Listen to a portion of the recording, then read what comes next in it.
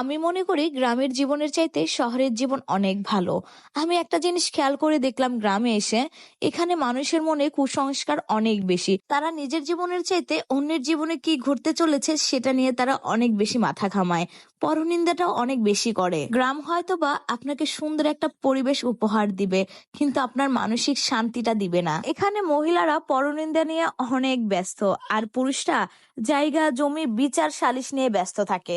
এখানে দোষ ধরাধরি নিয়ে এতটাই ব্যস্ত থাকে যে কার হাঁড়িতে কি রান্না হচ্ছে তারা এটাও কিন্তু খেয়াল করে। আপনি কত টাকা ইনকাম করছেন, আপনার স্বামী কি করছে, বা আপনার সংসারে কি ঝামেলা চলছে, এগুলি নিয়ে না আপনার থেকে অন্যদের মাথা ব্যথা বেশি থাকবে। একটা জিনিস খেয়াল করবেন, যারা ঢাকা শহরে থাকে বা শহরে থাকে, তারা কি করছে বা তারা কত টাকা ইনকাম করতেছে, তাদের স্বামী কি করছে, এত কিছু নিয়ে কিন্তু কেউ মাথা ঘামায় না।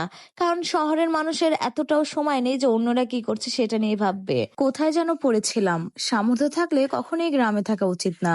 গ্রামে 100 বিঘা জমির মালিক হওয়ার চেয়েও শহরে এক টুকরো ভাড়া বাসায় থাকা অনেক ভালো, অনেক সম্মানের, অনেক আরামদায়ক। এখানের বেশিরভাগ মানুষ এতটাই টক্সিক যে তারা তাদের ব্যক্তিগত জীবনের থেকে আপনার জীবন নিয়ে বেশি চিন্তিত।